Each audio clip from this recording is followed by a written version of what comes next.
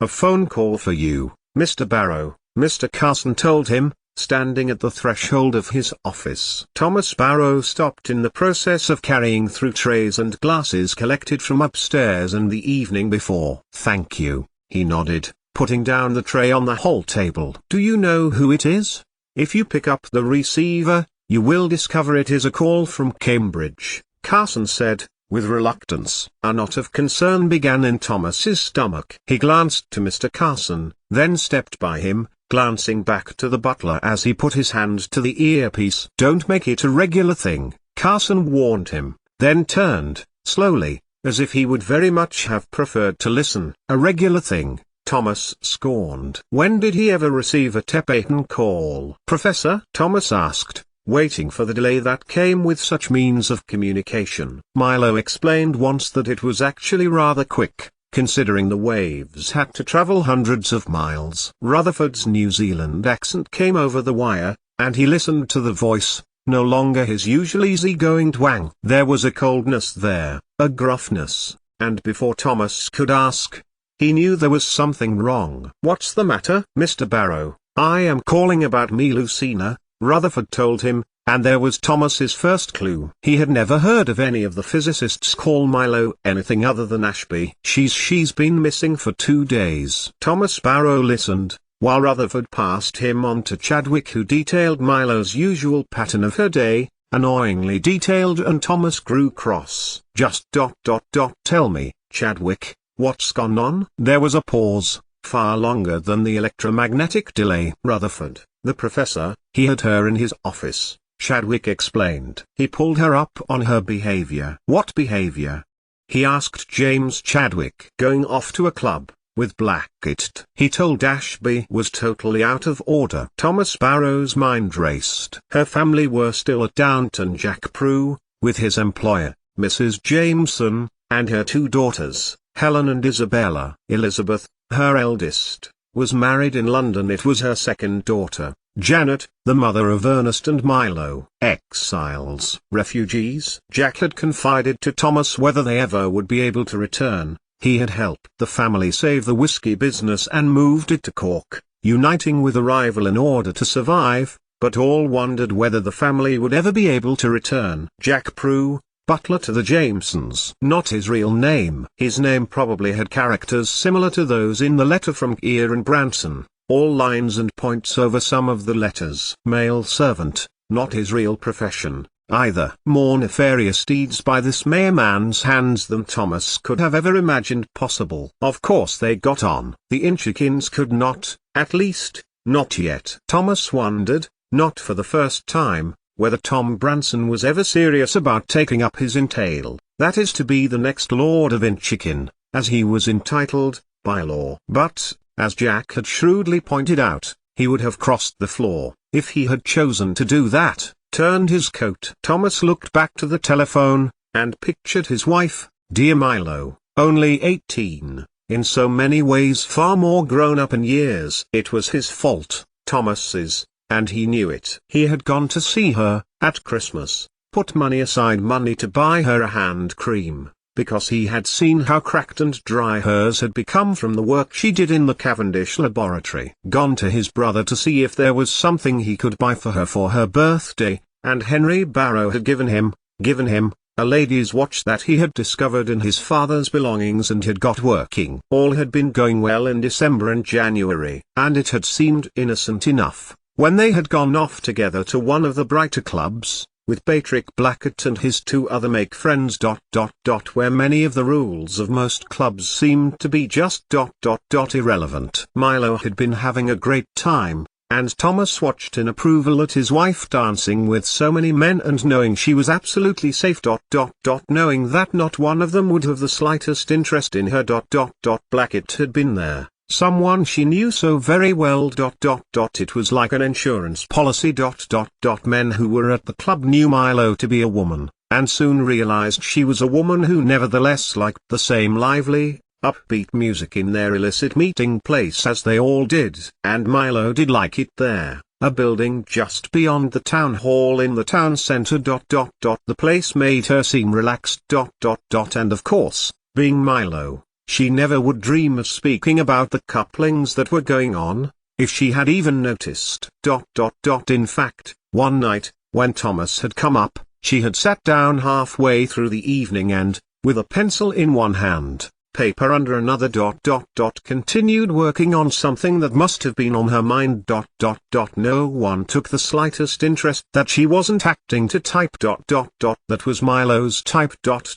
She had found another place she could be where being herself was not an issue in the slightest. And it had given Thomas an opportunity to press his suit, so to speak, towards the handsome physicist. Thomas dragged his mind back to the telephone call, and James Chadwick explained that it had turned out that Blackett had taken her out several times since her birthday, until Mrs. Rutherford had found, a week before, her coming home in the early hours and made her tell her where she had been. Professor Rutherford told her that he was gravely disappointed, and that Milo was under his roof, so she would have to respect his wishes. James Chadwick continued.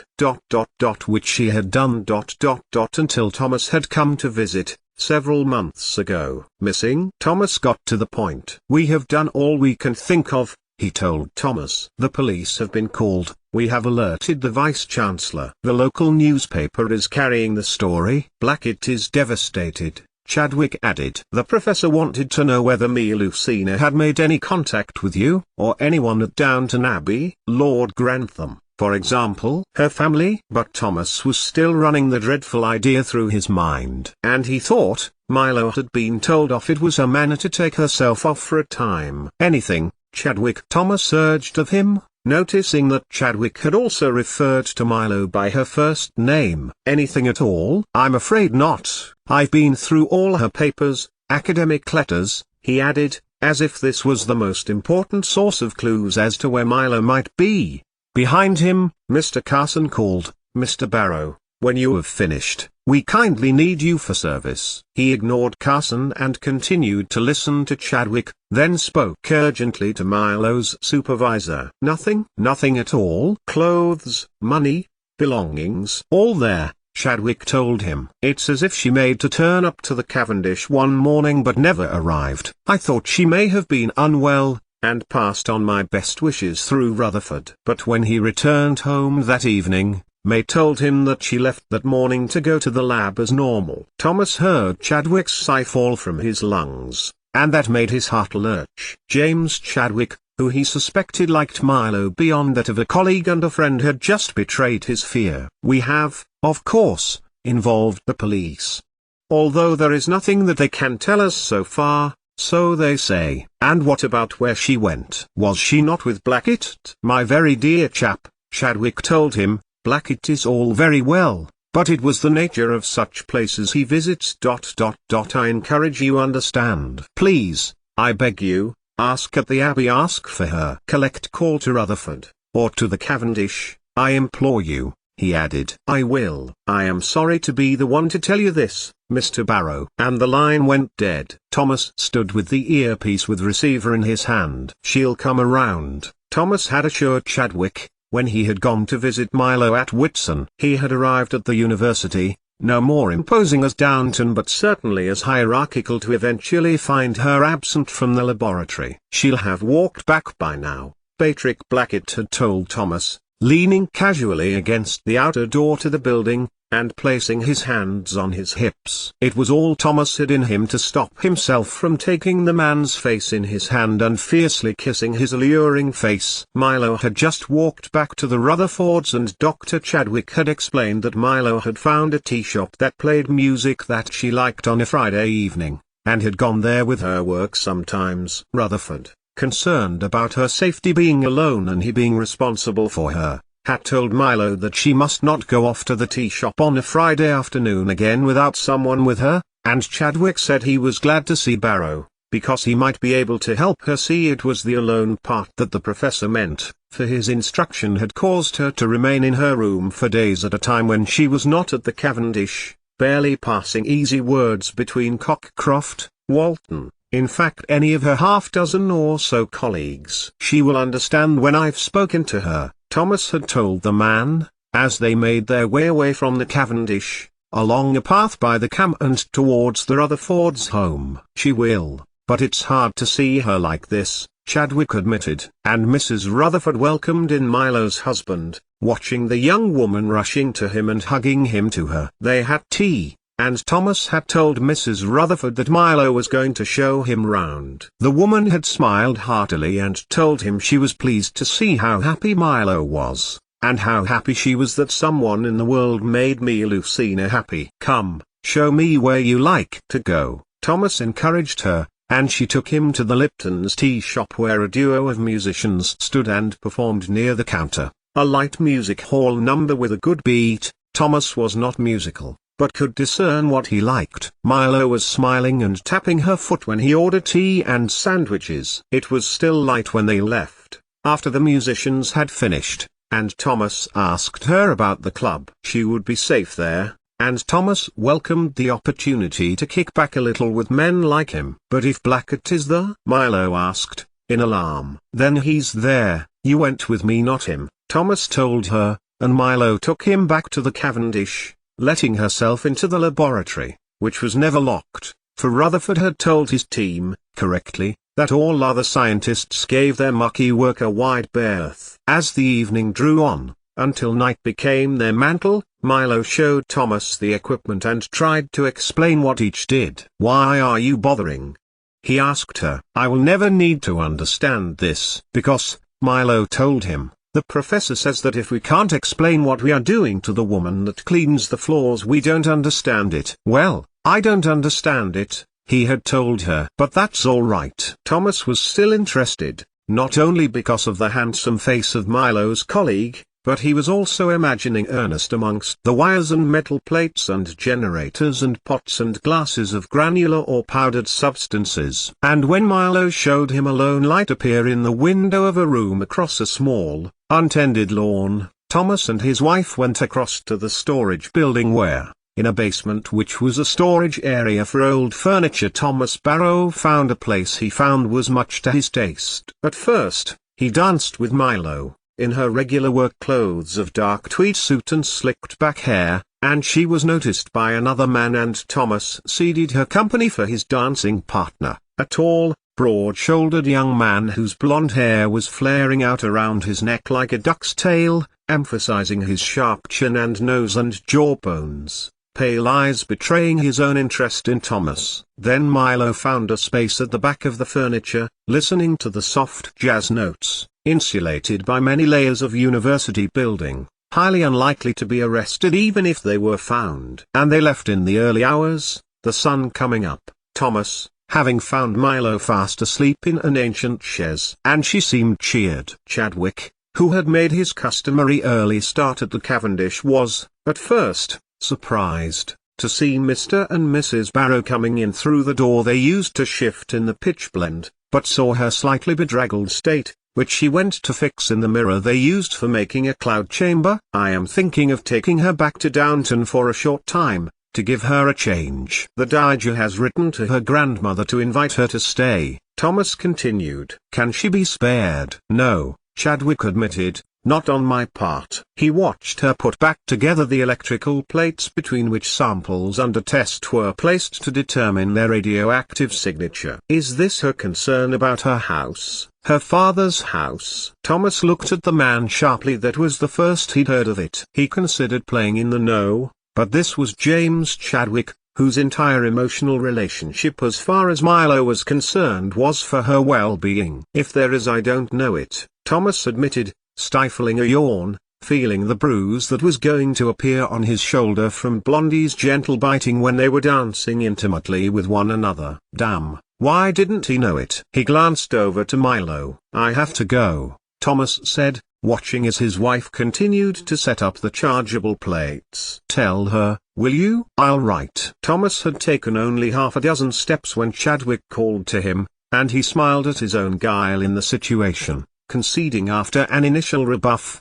and conceding with grace worked for him every time. "No, listen, wait," Chadwick said to him. "If she is concerned about her father's house, then a visit back to Downton would do her good. Can you have her back on the evening train in a week? I'll make it square with Professor Rutherford." That had been 3 months before. Now, Chadwick was calling begging for Thomas's help, begging for him to tell him that Milo was with him and safe. If only Thomas could have. And it wasn't just Chadwick who felt wretched at the news. He stumbled towards the door of the butler's office door, screwing up his right hand into a fist and landing it with a thump against the boards. His other hand had risen to his forehead and Thomas screwed up his eyes. What was it his brother had called him? What was it Kieran Branson had said in his letter, in the Irish, to Lord Grantham's son-in-law? Sonny traitor. Whatever that meant, Thomas Barrow wished him that curse and 1,000 times more, for he knew that, by keeping the tenancy agreement made by Matthew Crawley on Milo's behalf of her house, with the sparks that the sad, sorry events of 3 months ago would not have transpired, and, Thomas considered, developed into Milo now going missing. The Duke of Crowborough had taught him many things, the second most important being about the significance of the written word. And a written word had come to Milo, before that Whitsun holiday weekend, and thanked her for the sale of goods, and where would she like the money to be sent? Callous, cruel. And Tom Branson, in concealing the tenancy agreement, had done that to her. This to her. Thomas banged his head with his hand. "Well?" asked Mr. Carson, glowering at the door. "What is it?" "It's Milo," Thomas told him, using her nickname in his grief and fury. He lifted his head and Carson could see the pain and worry eating into the man's soul, and was at once moved. "Come, Mr. Barrow," Carson told him, kindly, and put a hand near his shoulder. "Why don't you step back inside, and tell me all about it?" And Thomas did, more than half of he would have preferred to admit, though less than half of what was really the truth. When he had finished, Carson moved to the door and turned the handle. "I will inform his lordship," Downton's butler told him, then laid a hand on Thomas Barrow's shoulder. "I should not worry overly," he advised, and smiled a little. "Are we not talking about the same young woman who, as a child, went missing overnight, only to be found walking to the railway station to see a particular steam engine come in? I forget why." Thomas gave him a grateful smile. "I will also ask his lordship to find out whether the Jamesons have had any correspondence with her, or spoken to her in any way. You talk to prove I don't like the man, and I am not ashamed to admit it." Thomas knew what Mr. Carson meant. Anything Thomas had ever done in his life paled into insignificance if he believed a quarter of what this Irishman had told him. "Jack Prue is not my real name," he had told Thomas, when they were sharing a bottle of stolen port, up at the top of the generator building one night, shortly after he had brought Milo back from Cambridge. "But, I can only be hanged once for my heinous crimes," he had added, happily. "Fortunately for myself, I don't mean to be hanged at all." Carson stepped past Thomas, who was now examining the flagstone floor, misery seeping back into his mind. "He was right, of course, Mr. Carson." But he did not realize that Milo he was speaking to was the Milo when she was at Downton. The Milo in Cambridge was an altogether different young woman. "Mr. Barrow, are you all right?" The comforting tone of Mrs. Hughes caught his ears,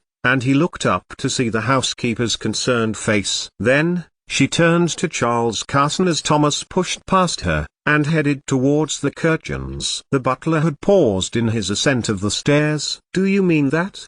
asked Mrs. Hughes, as she stood by the staircase. "That you think this is going to come to nothing?" Carson's determined face changed into one filled with concern. "I don't know," Mr. Carson admitted, in a low voice, "but it doesn't sound good at all." Thomas got to the fireplace, and reached for his cigarettes. Where was she? He made a mental note to go back to his room to find her letters, read them, see if there was anything in them that would give him a clue. "Thomas, what are you in here for?" It was Daisy's voice that made him look up. Her tender words were reflected in the concern on her face. She took a few steps towards him, then saw Thomas's face and drew to a sudden halt. "What is it? What's wrong?" And those simple words, from her, made Thomas Barrow stutter his breath and, turning from Daisy, he cried,